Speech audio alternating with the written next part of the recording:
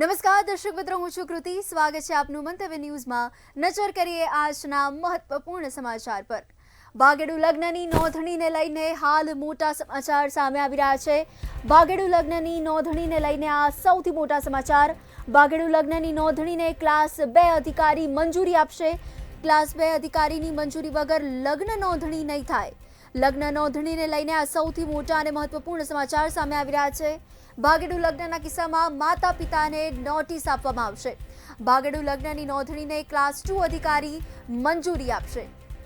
આ ભાગેડુ લગ્નની નોંધણીને લઈને હાલ સૌથી મહત્વપૂર્ણ જે સમાચાર સામે આવી રહ્યા છે, સૌથી મોટા સમાચાર સામે આવી રહ્યા છે. ક્લાસ 2 અધિકારી જેને મંજૂરી આપશે. ભાગેડુ લગ્નની નોંધણીને હવે ક્લાસ 2 અધિકારી મંજૂરી આપશે. ક્લાસ 2 અધિકારીઓની મંજૂરી વગર લગ્ન નોંધણી નહીં થાય. ભાગેડુ લગ્નના કિસ્સામાં માતા પિતાને પણ નોટિસ આપવામાં આવશે. ક્લાસ 2ની અધિકારીની મંજૂરી આપશે. ભાગેડુ લગ્નની નોંધણીને ક્લાસ 2 અધિકારી મંજૂરી આપશે. તો આ ભાગેડુ લગ્નની નોંધણીને લઈને હાલ સૌથી મોટા સમાચાર સામે આવી રહ્યા છે. મહત્વપૂર્ણ સમાચાર. ભાગેડુ લગ્નની નોંધણીને હવે ક્લાસ 2 અધિકારી મંજૂરી આપશે. ક્લાસ 2 અધિકારીની મંજૂરી વગર લગ્ન નોંધણી નહીં થઈ શકે. ક્લાસ 2 અધિકારીઓની મંજૂરી ખૂબ જ જરૂરી છે. ભાગેડુ લગ્નના કિસ્સામાં માતા પિતાને પણ નોટિસ આપવામાં આવશે.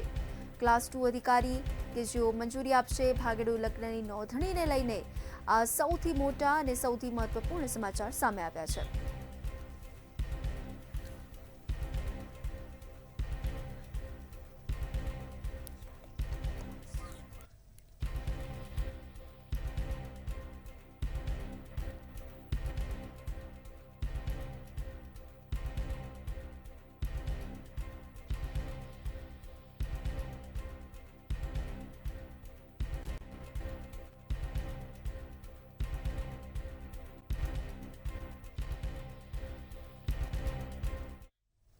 સમાચારમાં આગળ વાત કરીએ તો ગુજરાતનું પાટનગર ગાંધીનગરથી મહત્વપૂર્ણ સમાચાર સામે આવી રહ્યા છે.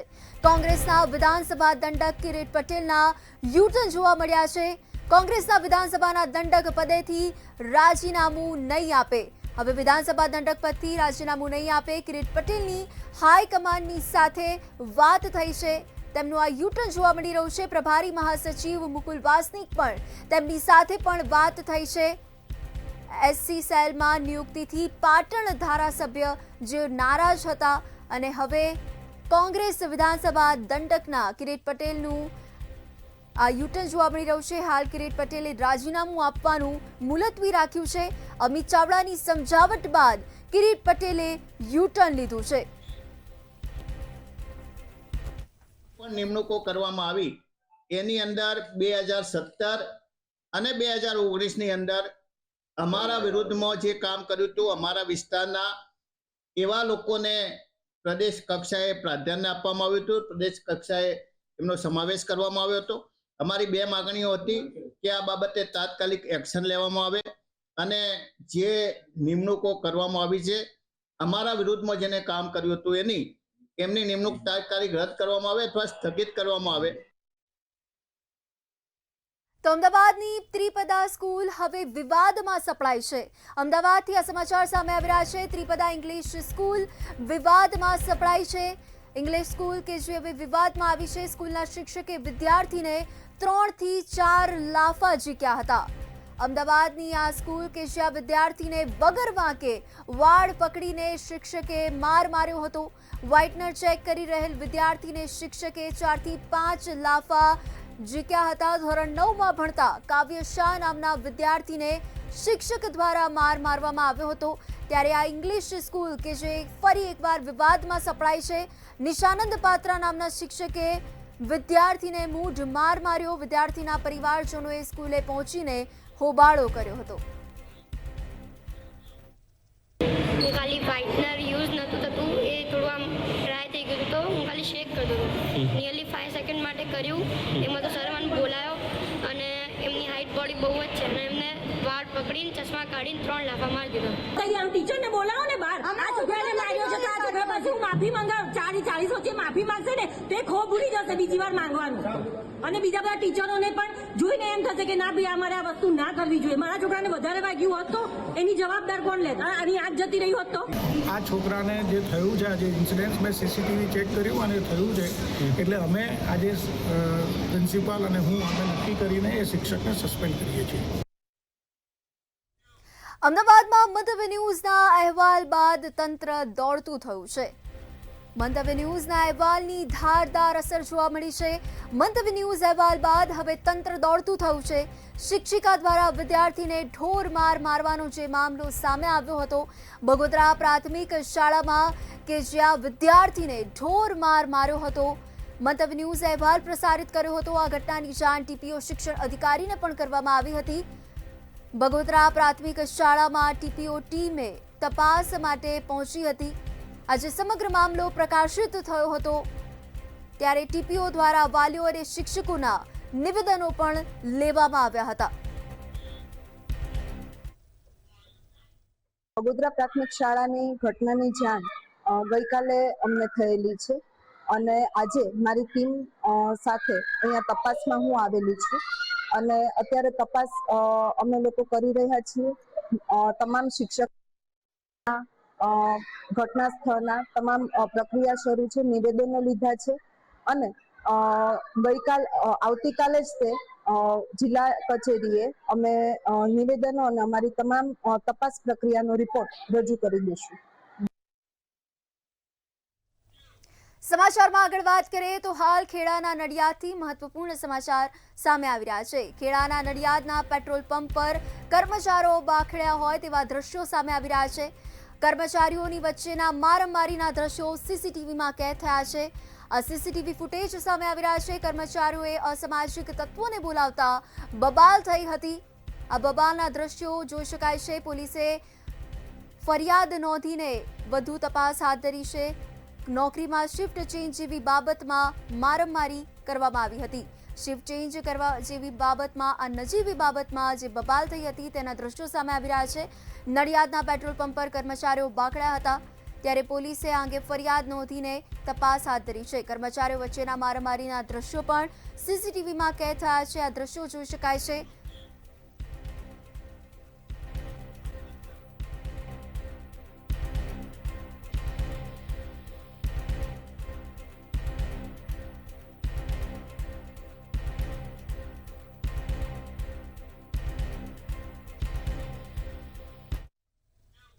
તો આણંદમાં નાસ્તો કરવા આવેલા ગ્રાહકને કડવો અનુભવ થયો છે.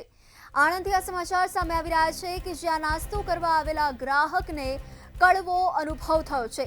બટાકા વડામાંથી વંદો નીકળતા ચકચાર મચી હતી.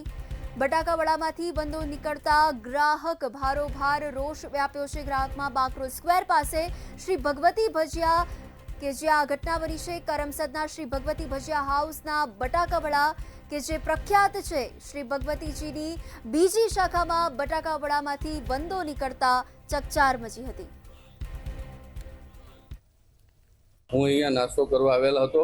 જે તે ટાઈમે અમે નાસ્તો કરવા બેઠેલા હતા, અમે 3-4 મિત્રો, અને જે તે ટાઈમે નાસ્તો કરતા એની અંદરથી એક મોટો વંદો આવેલો હતો અને વંદો આવતા અમે સ્ટાફને બોલાયા અને સ્ટાફને કીધું કે ભાઈ તું શેઠ છે, એટલે એને કીધું કે ના ભાઈ હું શેઠ નથી. તો મેં એમને કીધું કે ભાઈ શેઠને બોલાવો. એ દરમિયાન શેઠને એ લોકોએ ફોન કર્યો. પછી શેઠ આવી ગયા હતા અને શેઠ આવતા શેઠને આપણે જાણ કરી કે શેઠ આવી રીતના એની અંદરથી વંદો નીકળેલ છે. તો એમને કીધું ક્યારે આવી ભૂલ થઈ શકે છે. બસ આ જ જવાબ આપ્યો હતો, બીજું કશું બોલ્યા નહોતા.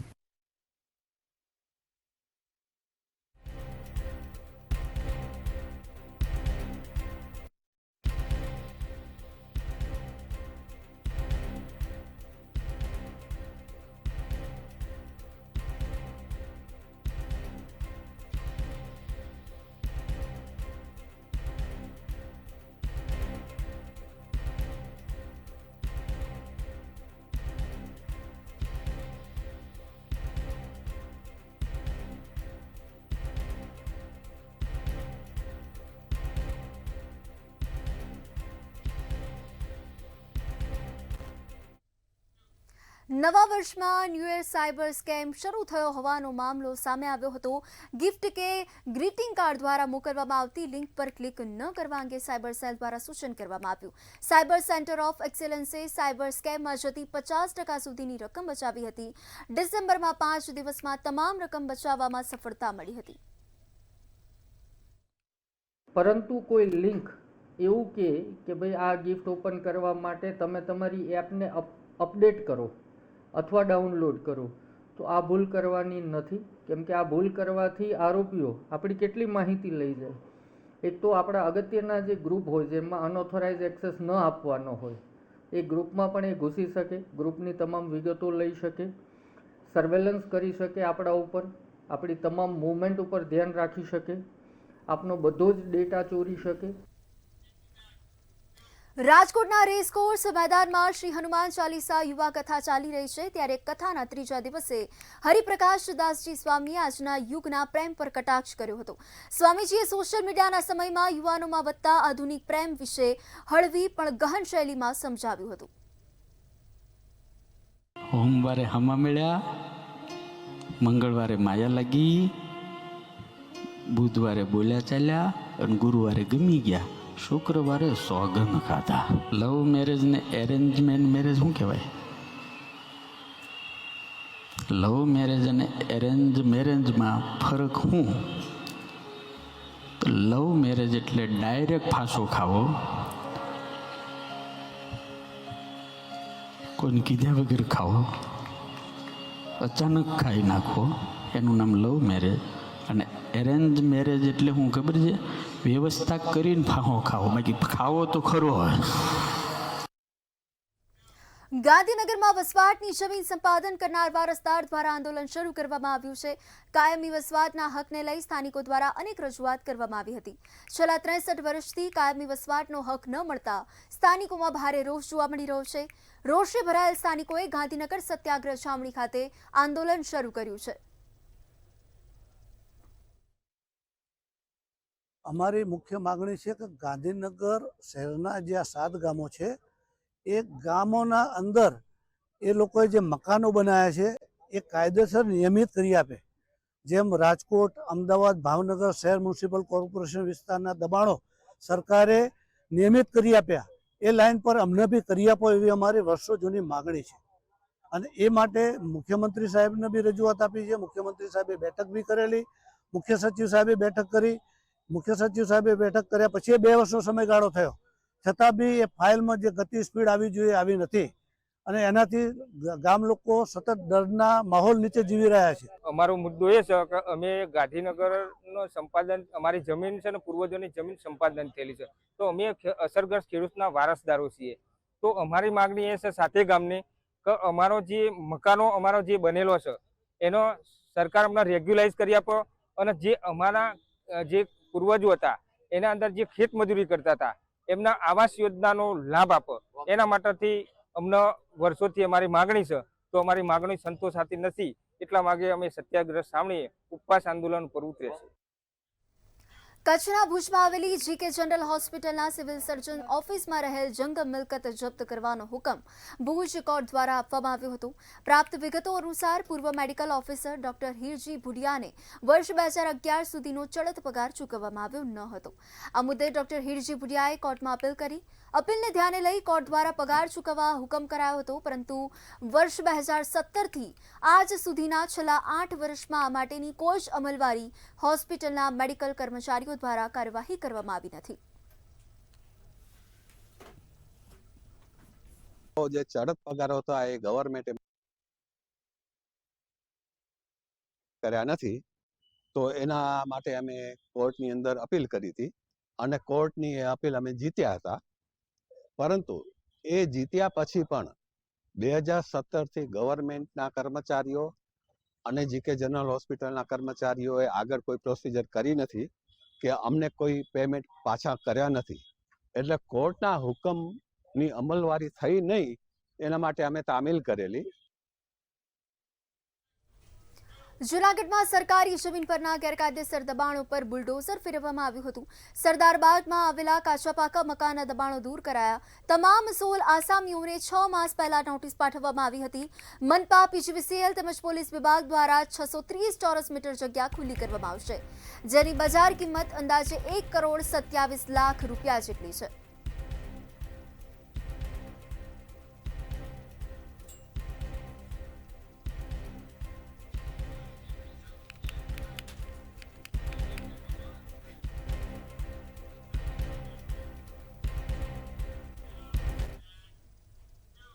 અમદાવાદ મ્યુનિસિપલ કોર્પોરેશનમાં સિક્યુરિટીના નામે મોટું કૌભાંડ કે બેદરકારી. છેલ્લા 8 વર્ષમાં ખાનગી સુરક્ષા એજન્સીઓને રૂપિયા 211 કરોડ ચૂકવાયા હોવા છતાં કામગીરીની સામે ગંભીર સવાલ ઉઠ્યા છે. કોંગ્રેસના આક્ષેપ મુજબ એજન્સીઓ વિરુદ્ધ 1,106 જેટલી ફરિયાદ નોંધાતા એએમસીએ રૂપિયા 4.38 કરોડનો તોતિંગ દંડ ફટકાર્યો છે. જનતાના કરોડો રૂપિયા લેતી આ એજન્સીઓ આખરે કોના આશીર્વાદથી નિયમોનું ઉલ્લંઘન કરી રહી છે તે પણ એક સવાલ ઊભો થયો છે.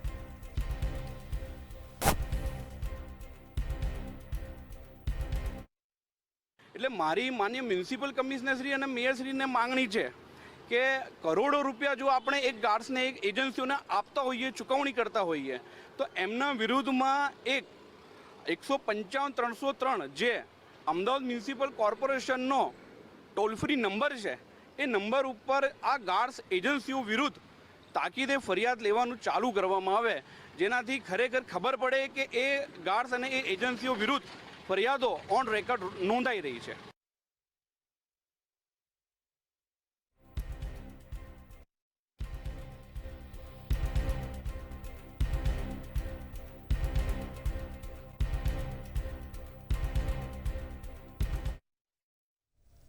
રાજકોટમાં અર્જુન જ્વેલર્સમાં છેતરપિંડીની ઘટના સામે આવી હતી. માલિક દ્વારા પોતાને ત્યાં અગાઉ હેડ કેશિયર તરીકે કામકાજ કરનાર વિરુદ્ધ 1.99 કરોડની રોકડ સહિતની મત્તાની ઉચાપત કરી હોવાની પણ ફરિયાદ નોંધાઈ છે. ત્યારે ફરિયાદ નોંધાતાની સાથે ગણતરીની કલાકમાં બોરસદ ખાતેથી હિતેશ પરમારની ધરપકડ કરવામાં આવી છે. ગુનાના કામે કોર્ટમાં રજૂ કરતા તેના 7 દિવસના રિમાન્ડ પણ મંજૂર કરાયા છે.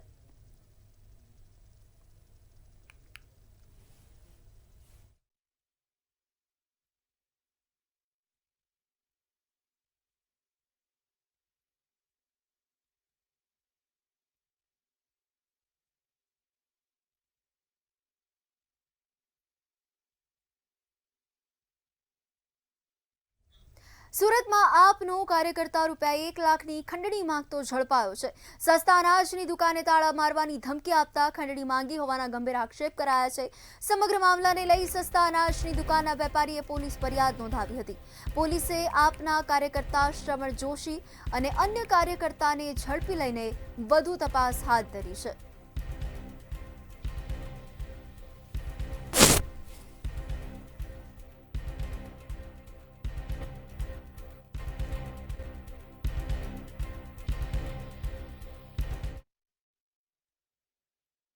અમારી પાસે આમ આદમી પાર્ટીના નેતા શ્રવણ જોશી આવેલા, લાઈવ કરાવેલું, એમાં અમને કહેતા હતા ઓછું આપો છો એમ તેમ કહીને અમને ધમકાવેલું અને પૈસાની માંગ કરેલી.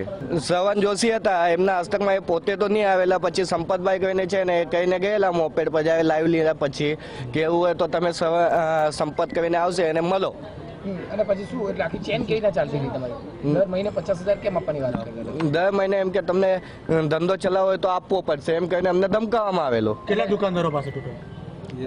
અમે તો હજુ તો સાહેબ અમે તો 4 જણા હતા, હજુ બાકીના બીજા છે, જે બીજી ફરિયાદો થશે ત્યારે ખબર પડશે કે કોણ કોને કરેલું. ફરી એકવાર સુરત ખાતે આમ આદમી પાર્ટીના કાર્યકર્તાઓ વિવાદમાં આવ્યા છે. ખંડણીની બાબત ફરી એકવાર સામે આવી રહી છે. શું છે આખી ઘટના એ વિશે આપણી સાથે ડીસીપી રાજદીપસિંહ નકુમ સર, આખી વાર્તા શું છે? કઈ રીતની ખંડણી મંગાતી હતી? કેટલા આરોપીઓની ધરપકડ થઈ છે?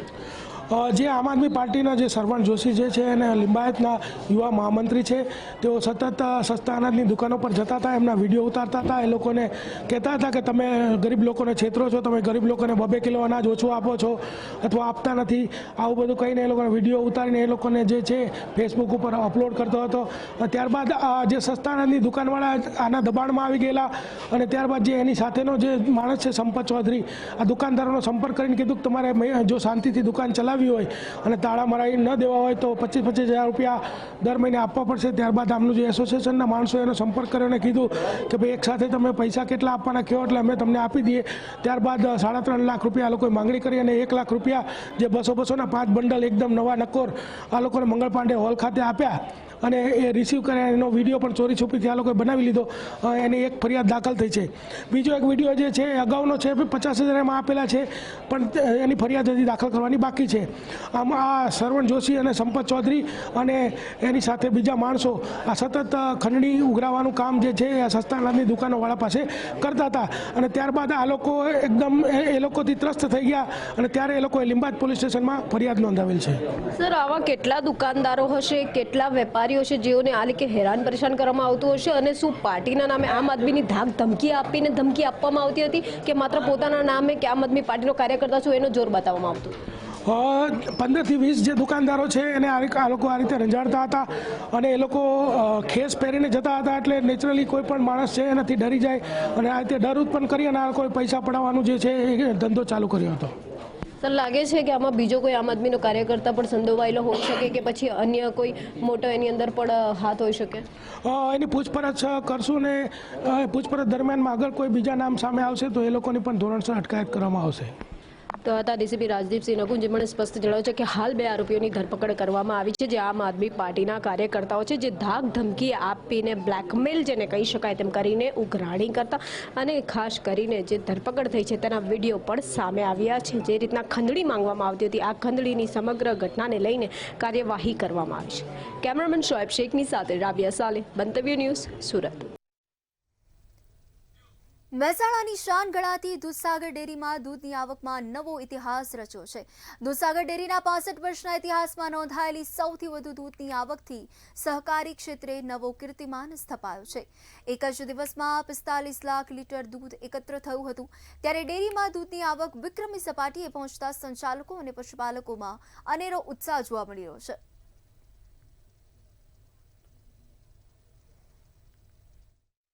છેલ્લા 5 વર્ષથી દૂધના જે સારા ભાવ મળે છે, વર્ષના અંતે સારો ભાવ વધારો મળે છે, વેટરનરી સેવાની વાત હોય, પશુપાલકના વીમાની વાત હોય, આ બધી જ બાબતોમાં ખૂબ જ હકારાત્મક વલણ સાથે દૂધસાગર ડેરી આગળ વધી રહી છે. ત્યારે પશુપાલકોએ પણ આ વાતને વધાવી છે અને એના કારણે આજે 65 વર્ષના ઇતિહાસમાં સૌથી વધુ દૂધ મહેસાણા ડેરીમાં આવી રહ્યું છે. હાલમાં કેટલું નોંધાઈ રહ્યું છે? ગઈકાલનું દૂધ લગભગ 45 લાખ લીટર જેવું દૂધ દૂધસાગર ડેરીમાં આવ્યું છે. અહીંનું અને અન્ય રાજ્યનું મળીને 45 લાખ લીટર દૂધ દૂધસાગર ડેરીમાં સંપાદન થયું છે. પહેલાં કેટલું થતું? પહેલાં દૂધ લગભગ 30 થી 32 લાખ લીટર આવતું હતું બંનેનું મળીને, ગુજરાતનું બહારનું બંનેનું મળીને. આજે આંકડો 45 લાખે પહોંચ્યો છે.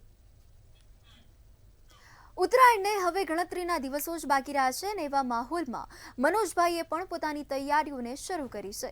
ધારદાર માંજાથી ગળા કપાવવાના અકસ્માતથી લોકોને બચાવવા અંદાજે શહેરના 35 જેટલા અતિવ્યસ્ત બ્રિજ પર તાર બાંધવામાં આવશે. મનોજભાઈની મિશન સેફ ઉત્તરાયણ નામની સંસ્થા છેલ્લા 16 વર્ષથી સેવાનું કામ કરી રહી છે. એક બ્રિજ પર આશરે 22 કિલો તારનો ઉપયોગ થાય છે, જેની અંદાજિત કિંમત ₹3 લાખ જેટલી હોય છે. સંસ્થાને કોર્પોરેશન અને પોલીસ દ્વારા જરૂરી મદદ પૂરી પાડવામાં આવે છે.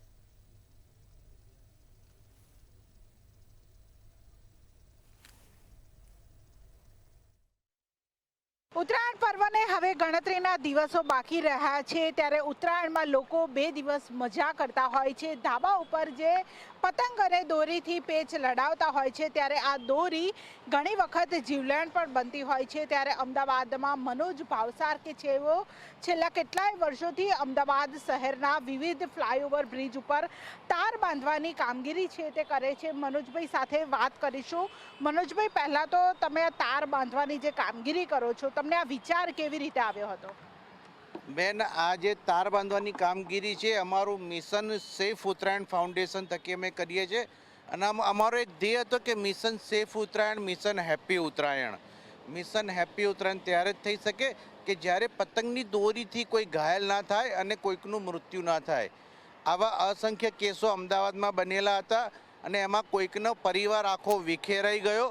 આવી ઘટનાઓ ના બને એ અનુસંધાને જ અનુલક્ષીને અમદાવાદના લગભગ 30 બ્રિજ એવા છે જેની પર અમે આ લોખંડનો તાર બાંધી રહ્યા છે અને આ અમારું 19મું વર્ષ છે.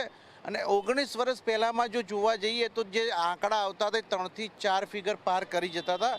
અત્યારે અમદાવાદની અંદર ગયા વર્ષનો આંકડો કહું તો લગભગ 90 કેસ બન્યા હતા, પણ બ્રિજ ઉપરનો એક પણ કેસ નથી. એ મારા માટે ખૂબ આનંદની વાત છે. અને સાથે સાથે અમદાવાદીઓની જે પબ્લિક છે તેના માટે એક આ પ્રિકોશન ઊભું કર્યું એનો પણ મને આનંદ છે. મનોજભાઈ, લોકોએ શું ધ્યાન રાખવું જોઈએ પતંગ ચગાવતી વખતે, જ્યારે બ્રિજ ઉપરથી પસાર થતી વખતે લોકોએ પણ કઈ રીતે સાવધાની રાખવી જોઈએ? બેન, અમે જ્યારે પણ આ કહીએ કે તમે જ્યારે પણ બ્રિજ ઉપરથી પસાર થાવ કે બીજા કોઈ પણ રસ્તેથી પસાર થાવ ત્યારે સૌથી પહેલાં તો તમે જે સેફટી રિંગ અમે જે ડિઝાઇન કરેલી છે એ સેફટી રિંગ તમે ચોક્કસપણે 2 વ્હીલર પર લગાવો. અને આપ નીકળો ત્યારે ગળામાં મફલર તો અવશ્ય પહેરી રાખો અને હેલ્મેટ ખાસ પહેરો, જેથી કરીને તમે દોરીથી બચી શકશો. પોતાનો જે મહોત્સવ માટે જે આવી કાચવાળી કે ચાઇનીઝ દોરીનો ઉપયોગ ના કરે, ભલે પતંગ ચગાવે, મોજ મજા કરે, પરંતુ તેમનો અને કોઈ પણ પરિવારનો માળો ન વિખેરાય તેનું ધ્યાન રાખીને જે પતંગોત્સવ છે તે મનાવે. કેમેરા પર્સન કુનાલ રાણા સાથે કિંજલ બોરીસા, મંતવ્ય ન્યૂઝ, અમદાવાદ. તો આ તરફ વડોદરામાં પતંગબાજોની નારાજગી જોવા મળી છે. ઉત્તરાયણનો તહેવાર હવે નજીકના દિવસમાં આવી રહ્યો છે, ત્યારે પતંગ રસિયાઓમાં નારાજગી જોવા મળી છે. IKF 2026 વડોદરા ખાતે ન યોજાવાની શક્યતાઓ વર્તાઈ રહી છે. ગુજરાત ટુરિઝમે IKF 2026 અન્ય શહેરોમાં યોજે તેવી ચર્ચા થઈ રહી છે. IKF દ્વારા સરકારને જાણ થાય તે માટે પ્રેસ સમક્ષ રજૂઆત થઈ છે. નવલખી હેલિપેડ ગ્રાઉન્ડ ખાતે પ્રેસ મીડિયા સમક્ષ નિવેદન પણ આપવામાં આવ્યું છે, ત્યારે પતંગબાજોમાં નારાજગી જોવા મળી રહી છે. ચોક્કસપણે મને દુઃખ છે કે આ પ્રવૃત્તિ થવી જોઈતી હતી. અનફોર્ચ્યુનેટલી અગમ્ય કારણોસર કારણે આ પ્રવૃત્તિ આ વખતે વડોદરામાં નથી થઈ રહી, અને એટલા માટે જ અમે તમારી ચેનલ થ્રુથી લોકોને પહોંચાડવા માંગીએ છીએ કે ભાઈ કોઈ પણ હિસાબે જે અધિકારીઓ છે, ઉચ્ચ અધિકારીઓ છે, એમના સુધી પહોંચાડવા માંગીએ છીએ કે ભાઈ તમે આમાં રસ લઈને કામ કરો. ટકા થશે, અમે લોકો સપોર્ટ કરવા તૈયાર છે. વડોદરામાં 25 જેટલા ઇન્ટરનેશનલ કાઇટ ફ્લાયરો છે, અમે તમને સંપૂર્ણ સાથ આપીએ જે બી કરવું હોય. પણ ક્યાંક ને ક્યાંક ગુજરાત ટુરિઝમના ઉચ્ચ અધિકારીઓ એ આ નિર્ણય કેમ લીધો છે અને શું આ નિર્ણય તેઓએ ગુજરાત ટુરિઝમ મિનિસ્ટરને જણાવ્યો છે? બસ મારું આટલું જ પૂછવું છે. આટલી એક લાઈનમાં જે બી રાજનીતિ પાપડ શેકાઈ રહ્યા છે એનું વિશેષ સમાધાન થશે. ફેસ્ટિવલ થવો જ જોઈએ ને હંમેશા થતો જ રહેવો જોઈએ. છેલ્લા એક દાયકાથી આપણે વડોદરામાં છેલ્લા 10-12 વર્ષથી આ ફેસ્ટિવલ ઉજવતા આવ્યા છે ગુજરાત ટુરિઝમ હેઠળ. તો આ તરફ વડોદરાથી સમાચાર સામે આવી રહ્યા છે. વડોદરામાં દીપડાનો આતંક જોવા મળ્યો છે. દીપડાના આતંકથી સ્થાનિક લોકોમાં પણ ભયનો માહોલ વર્તાઈ રહ્યો છે. પોઈચા કનોડા ખેતરમાં દીપડાનો આતંક. દીપડાએ ભૂંડને મારી ઝાડ પર લટકાવ્યું હોવાનો આ વિડીયો પણ સોશિયલ મીડિયામાં પૂરઝડપે વાયરલ થઈ રહ્યો છે. લટકતું મૃત ભૂંડ જોઈ ગ્રામજનોમાં પણ ચિંતાનું મોજું ફરી વળ્યું છે. દીપડાના સતત દેખાવથી ગામમાં ફફડાટ ફેલાયો છે. સ્થાનિક રહીશોમાં પણ ભયનો માહોલ વર્તાઈ રહ્યો છે. રાત્રિના સમયે ખેતરમાં જવા માટે ખેડૂતોમાં પણ ડરનો માહોલ જોવા મળી રહ્યો છે. દીપડાના આતંકથી સ્થાનિક લોકોમાં પણ ભય વર્તાઈ રહ્યો છે. માનવ જીવન પર ખતરો ઊભો થવાની પણ આશંકાઓ વર્તાઈ રહી છે. ગ્રામજનોની તાત્કાલિક માંગ છે કે દીપડાને પાંજરે પૂરવામાં આવે.